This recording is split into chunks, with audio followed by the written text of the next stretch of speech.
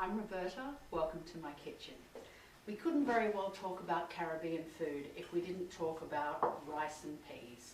This is the accompaniment to so many dishes throughout all of the Caribbean, usually long grain basmati rice, and as for peas, it could be any sort. Black-eyed peas, pigeon peas. Pigeon peas are really typical at Christmas time because fresh pigeon peas are in season, and that's what I wanted to get, but they're a bit hard to track down. So I ended up with these blue peas, as we call them, which when the outer shell's taken off are just green split peas. And Paul said he remembers having those quite often with rice. So once they're soaked, they look pretty much like our regular green peas and not dissimilar to the pigeon peas that we're having trouble tracking down. Ideally, you're going to soak them overnight. If, like me, you often forget, you can do a quick soak. So you put them in a lot of cold water, bring them to the boil, let them boil for a couple of minutes, take them off the heat, cover them, leave them for at least an hour. That's your quick soak, and then you're good to go. So once our peas have been soaked, whether it's overnight or by the quick soak method, we drain them, we rinse them, and we put them in fresh cold water, and we now need to boil them for about 25 minutes. So, as with so many recipes, the first thing we want to do is fry an onion. I can't really imagine many recipes in the world, many savoury recipes, that don't start with frying an onion of some description or other. A shallot, maybe, garlic, which is part of the onion family anyway. So, small brown onion, diced up quite finely. We're going to pop that on the stove in some vegetable oil and cook it for a good 10, maybe 15 minutes until it starts to colour, because that colour and that caramelisation is going to add a lot of flavour to our rice. So while our onion is simmering away, and remember, always a good dose of salt when you're frying onion, just a couple of other ingredients. We need some thyme, and you'll have this beautiful thyme plant, so you just need to strip the leaves off. I find you can generally get most of them off just by running your finger down the stem and then picking the top ones off. And we're also going to add a habanero. Now remember, this is a side dish. It shouldn't be screamingly hot, but as Paul has told us, virtually everything in the Caribbean has punchy flavours. Not necessarily spicy, but punchy. So I think just half a small habanero. I take the seeds out of mine so that it's less punchy, but you know your chili threshold. You add more, less, leave the seeds in to suit yourself.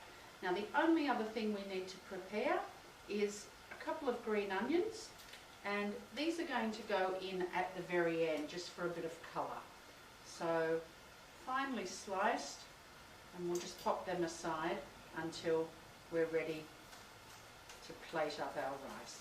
And I'm going to leave quite a bit of the green on here because part of the reason we're putting this through the rice is for some fresh colour. We've got our green peas, we've got our green thyme, but they're going to be cooked. So this is just going to be a touch of bright green and freshness at the end. So we're just starting to get a touch of colour around the edges there. That's all I want. I don't want it golden. I just want some nice caramel notes in there. So now in with our habanero and chili. In with our rice to get it nice and toasty.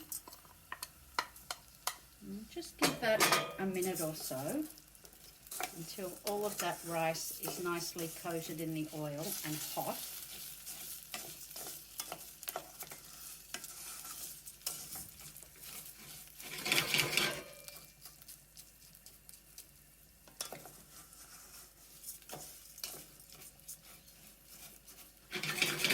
You can see some of the rice is already turning opaque as it starts to toast. We don't need it all like that, but that's a good sign that it's getting nice and hot. And this is another step where a little bit of patience leads to good results. Toasting the rice properly, just like you do with risotto, makes a big difference to the finished dish. And in this case, also making sure that this rice is well coated in that oil. So after a minute or so, you can tell that rice is now nice and hot.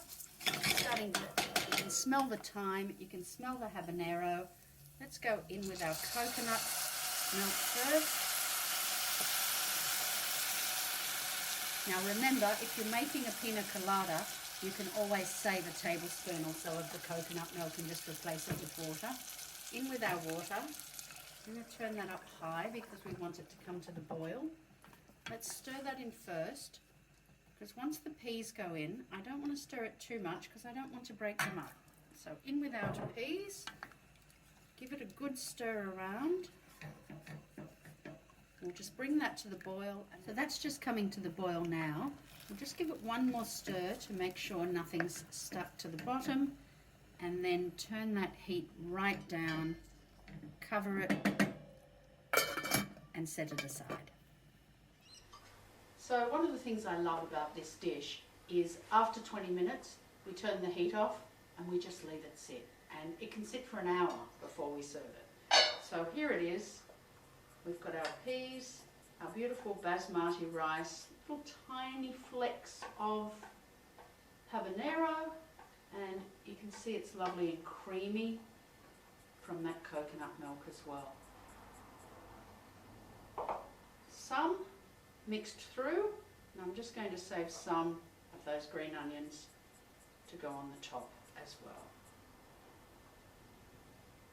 Onto a plate. Now we're going to serve this on a big platter with our mojo pork, but if we weren't, we'd just be tipping it out into its own bowl or its own plate. And should be enough. Last of the green onions over the top, just for a bit of freshness. Yum. Now take this recipe, use any peas you like. Black-eyed peas, red beans, split peas, anything. Pigeon peas if you can find them. Here we go. Enjoy.